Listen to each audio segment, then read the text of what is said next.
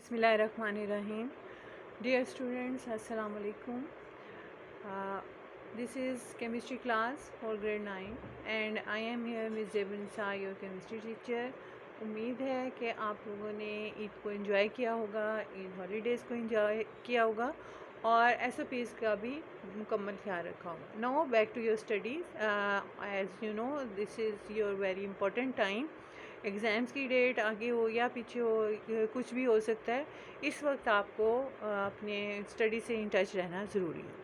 So today we are going to start our next topic. We have started chapter number 8. हम chapter number 8 जो है वो start कर चुके हैं and the topic is chemical reactivity. Basically this chapter is about chemical reactions between metals and non metals. हम metals का portion मुकम्मल कर चुके हैं और जो उसमें important metals की properties हैं वो आपको लर्न करनी है. You have to learn it. Basically जो उसके reaction थे, उसकी property थी, जैसे कि उसका metals जो हैं they are good conductor of heat and electricity or they have a electropositive character. They have the tendency to lose the electron and form cations. वो cations बनाते हैं. इसके बाद हमने उसके साथ सोडियम के साथ उसका रिएक्शन देखा. फिर हमने ये जो है ये वाला portion, this is all about metals. ठीक है, ये सब जो हैं मेटल्स हैं और ये यहाँ तक ये सारा पोर्शन जो है ये मेटल्स का है. और फिर हमने उसके बाद आयनाइजेशन एनर्जी, उसके कंपैरिजन देखा और उसके अल्कली, और ये 1A ग्रुप जो है अल्कली मेटल है, 2A ग्रुप जो है अल्कलाइन अर्थ मेटल है. इन दोनों का हमने कंपैरिजन किया. Today we are going to start the next is non metals. As you know that metals are good conductor of heat and electricity. Non metals are those elements which are poor conductor of heat and electricity, यानी उसमें से जो heat और electricity जो है वो easily pass नहीं कर सकती. Now their location in the periodic table, they are found in the upper right portion of the periodic table. All these are non metals. जो लाइट पर्पल है ये नॉन मेटल्स हैं एक्सेप्ट हाइड्रोजन जो है. Hydrogen इस पे ये इसमें गैसेस जो हैं वो शामिल होती हैं नॉन मेटल्स में. ठीक है, these are the their position. This is the position of non metals in the right portion of upper right portion of periodic table. Now the properties of non metals. जैसे कि हमने metals की इसी तरह कुछ स्पेसिफिक प्रॉपर्टीज़ हैं जो non metals की हैं. अब फर्स्ट प्रॉपर्टी है या तो उसमें गैसेस हैं जैसे कि हाइड्रोजन है, या इसमें डल यानी डल करके ब्रिटल. ब्रिटल मीन जैसे कि आप लेस चिप्स खाते हैं वो एकदम से टूट जाते हैं, हार्ड भी होते हैं स्ट्रॉन्ग भी होते हैं. ब्रिटल उसमें जो है सॉलिड्स हैं जो रूम टेम्परेचर पे सॉलिड होते हैं, या एक्सेप्ट ब्रोमीन. सिर्फ ब्रोमीन जो है जो जैसे कि आपको पता है ब्रोमीन 7A ग्रुप में है और इन्हें हेलोजेंस कहते हैं. वो जो है ये लिक्विड है रूम टेम्परेचर पे. और इनको कुछ जो है अगर आप स्टेप लाइन पे देखें, स्टेप लाइन का मतलब दिस वन, ये स्टेप लाइन के पास जो एलिमेंट है इनमें मेटल और नॉन मेटल दोनों की प्रॉपर्टीज़ होती हैं.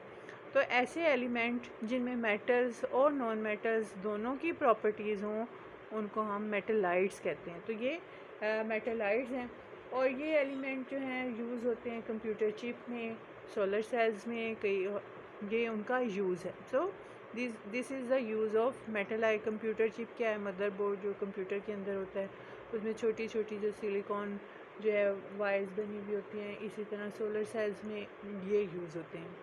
So this is the common use of मेटलाइट्स. और मेटलाइट्स कौन सी मेटल्स होती हैं which have the properties of both metals and non metals. अब जैसा कि मैंने आपको बताया कि कंप्यूटर में जो है ये यूज़ होती है सिलिकॉन जो है मेटलाइट यूज़ होता है. तो इसका क्या है, ये सिलिकॉन चिप होती है, आप इसको सिर्फ चिप कह सकते हैं. फर्स्ट तो इसमें ये बात है क्योंकि ये बड़ी एक अमेजिंग ये इन्वेंशन है that is called integrated circuit known as the silicon chip और जस्ट चिप. फर्स्ट. सेकंड, ये आपके लिए थोड़ी सी बेसिक इन्फॉर्मेशन है कि चिप एक्चुअली चीज़ क्या है जहाँ पे सिलिकॉन का यूज़ होता है. और ये जो है माइक्रो प्रोसेसर्स हैं और जो सारे कंप्यूटर के सब फंक्शंस को परफॉर्म कर सकता है। नंबर 3, ये इतनी स्मॉल हैं कि ये आपकी फिट हो सकती है आपकी फिंगर टिप पे जो है इसको फिक्स किया जा सकता है। और जो चिप है ये बहुत ही एक थीन से फ्लैग, जैसे एक कॉर्न फ्लैग होता है पतला सा, इसी तरह ये सिलिकॉन का फ्लैग होता है एलिमेंट का, जिसे बना हुआ होता है। और स्पेसिफिक एरियाज़ होते हैं जो कि चिप के वो काटे जाते हैं और ईस्ट यानी उनको खुरचा जाता है ताकि जो है एक पैटर्न बनाया जा सके जिसे हम सर्किट कहते हैं। अगर आप कभी खोल के देखें तो आपको एक पैटर्न में सर्किट बना हुआ नज़र आता है।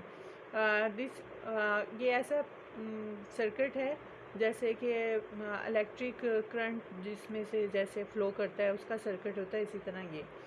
और इसमें मिलियंस ऑफ वर्किंग पार्ट्स होते हैं चिप के अंदर, जो इतने छोटे होते हैं कि can be seen only with a microscope. तो आप ये देख सकते हैं कि ये इसका कितना एडवांस यूज़ है सिलिकॉन, जो एक मेटलाइड है। नेक्स्ट चीज़ है कि इनका, जैसे हमने मेटल्स में इलेक्ट्रोपॉजिटिव करैक्टर किया, इसी तरह नॉन मेटल्स का इलेक्ट्रोनेगेटिव करैक्टर है। इलेक्ट्रोनेगेटिव करैक्टर जो है रिवर्स है इलेक्ट्रोपॉजिटिव का। Electropositive character is the tendency to lose a electron to form cations, और इलेक्ट्रोनेगेटिव करैक्टर जो है tendency to gain an electron to form an anions. जो इलेक्ट्रॉन लूज़ करते हैं मेटल्स, वही वो इलेक्ट्रॉन नॉन मेटल्स गेन करते हैं और एनाइंस बनाते हैं, और उनके ऊपर जो है नेगेटिव चार्ज आ जाता है। और ये किस वजह से होता है कि उसके ऊपर न्यूक्लियर चार्ज इंक्रीज़ होता है, और जिसकी वजह से इलेक्ट्रॉन के दरमियान में और न्यूक्लियस के दरमियान में फ़ोर्स ऑफ अट्रैक्शन जो है वो बढ़ जाती है इलेक्ट्रॉन ज़्यादा होने की वजह से, और जो शेल हैं वो न्यूक्लियस की तरफ मूव करते हैं, जिसकी वजह से साइज़ जो है वो छोटा हो जाता है, और जो है जिसकी वजह से जो है इलेक्ट्रॉन जो है ज़्यादा स्ट्रॉन्गली जो बाइंड होते हैं, टाइटली बाइंड हो जाते हैं न्यूक्लियस के साथ। ये पॉइंट हम क्लास में काफ़ी दफ़ा डिस्कस कर चुके हैं कि जितने ज़्यादा इलेक्ट्रॉन होंगे शेल श्रिंक होते हैं, इलेक्ट्रॉन न्यूक्लियस की तरफ जाते हैं, फोर्सेस ऑफ अट्रैक्शन बढ़ती हैं, जिसकी वजह से एटम का साइज़ जो है वो डिक्रीज़ हो जाता है। ये हम बात कर रहे हैं पीरियड की, लेकिन in a group going from top to bottom electronegative character decreases, कम होता है due to increase in atomic size. ये आप जैसे आप यहाँ पे देखें कि इंक्रीज़, जैसे आप डाउन जाते हैं नंबर ऑफ़ इलेक्ट्रॉन बढ़ रहा है तो साथ शेल्स भी बढ़ रहे हैं, जिसकी वजह से जो एटॉमिक साइज़ है वो भी इंक्रीज़ होता है। जैसे कि हैलोजेंस हैं are the most electronegative element in their acidic since they yield acid in water. तो हैलोजेंस हैं वो, या आप कह सकते हैं नॉन मेटल जो हैं, क्या एसिडिक हैं क्योंकि ये एसिड प्रोड्यूस करते हैं वाटर के अंदर, पानी के अंदर।